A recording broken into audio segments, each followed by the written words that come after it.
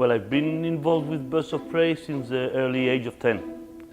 And I still remember the first time that I actually met my first raptor, which was a lesser kestrel found by my father that used to work in the then aerial farm. It was an angel kestrel, and I remember that night being fascinated by it.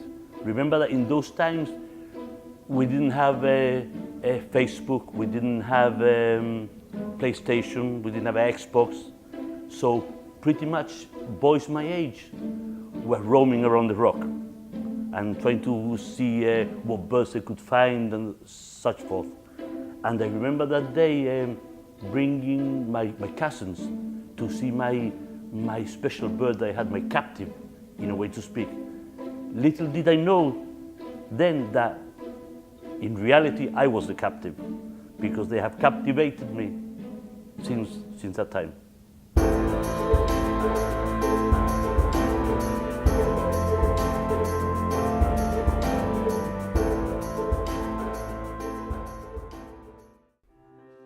The Harris hawk, or Parabuteo unicinctus, is not indigenous to Gibraltar. It is a Central American species. However, these have been reared successfully here by the Gons raptor unit. While most raptors are solitary, only coming together for breeding and migration, Harris hawks will hunt in cooperative groups of 2 to 6, almost as if they were the wolves among birds of prey. The Harris hawk is very commonly used in falconry, and it is now the most popular hawk for that purpose in most parts of the world. They are one of the easiest species to train and the most social.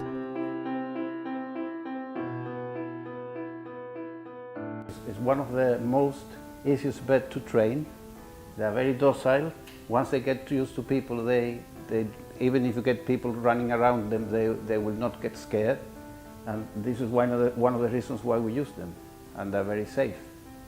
Not like other birds might be more aggressive than this type of bird. As you can see, you can do anything with it and it will not do anything. See, it's very gently. If you touch him gently, he'll do all right. You can even touch his claws and nothing will happen.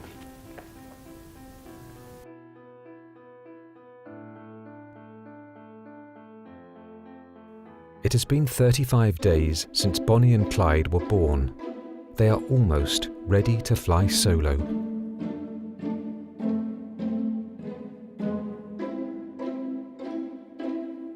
The task of training and handling a bird of prey requires a multitude of equipment, such as a hood to adjust to the human world and keep the raptor in a calm state, a bell on the bird's legs so that they can be heard from a distance, a jess, which is a thin strap, traditionally made from leather, used to tether a hawk or falcon in falconry. Jesses allow a falconer to keep control of a bird while it is on the glove or in training, and allow a bird to be secured on a perch outside its aviary.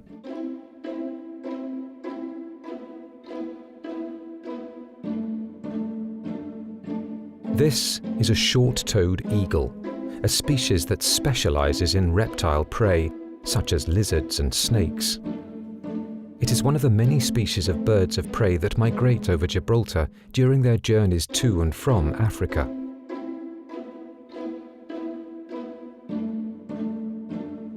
This bird was forced to land on the rock by Gibraltar's yellow-legged gulls. Thankfully, Vincent, Stanley and the other members of the Gons raptor unit are able to save and care for this bird until it is ready to be released. It is tagged so that it can be identified in the field and then allowed to resume its migratory journey.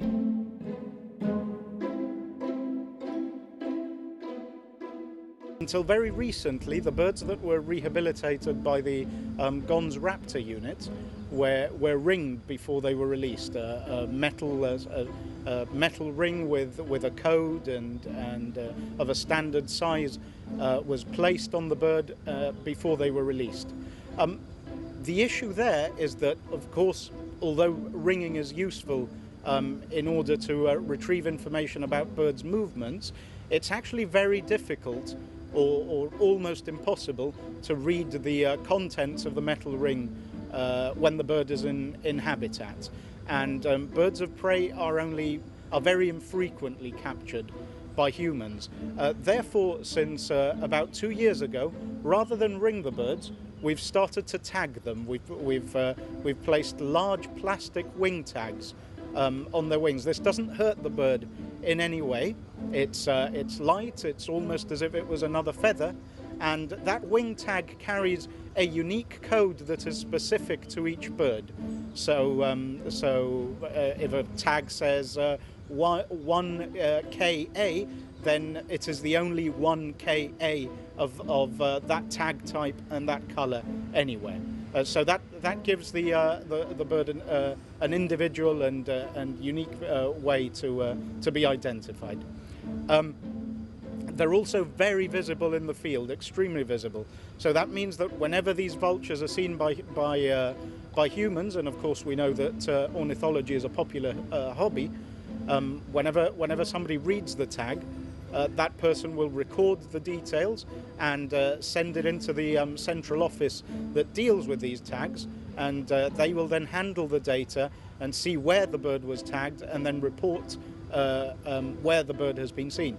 From that, we know that the griffon vultures that we've been able to tag on their way south to Africa have been seen many months later in northern and central Spain.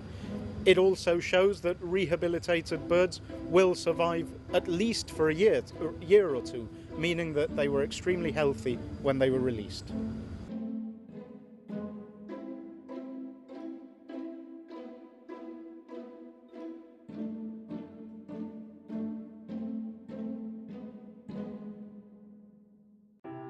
This is a fine example of the birds that we receive here at the centre.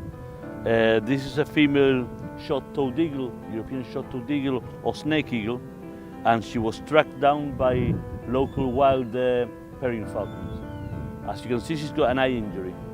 Now, birds like this obviously cannot be released back into the wild because they will not fend for themselves with this injury, this type of injury. So what we do is that we keep them in captivity and we try to breed for them, and her offspring then will be sent back into the wild. She was knocked down over the bay on her way into Europe from Africa, and she was struck down by, as I said before, by local peregrine falcons that are very territorial during the breeding season. Conservation isn't about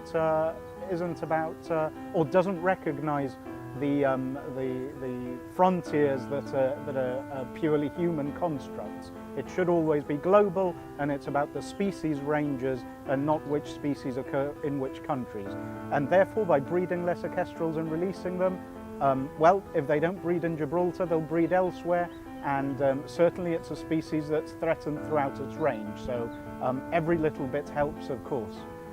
As far as the rehabilitation of raptors goes, I'm not sure if the emphasis here should be placed on ecosystems, because this is, I would say, more an approach that is focused on the individual bird that is injured or exhausted. So it's more of an ethical or humanitarian issue than a strictly conservation issue. It certainly makes a difference to the individuals that would otherwise die. They're rehabilitated and they're released when they're healthy. Also, we have very firm evidence from, for example, our tagging program of griffon vultures or a satellite telemetry study that was carried out using short-toed eagles that were released from Gibraltar. We know that survivorship of birds that are released after they've been rehabilitated in Gibraltar is high. So does it make a difference to these individual birds? Of course it does, and in that sense it's certainly a success.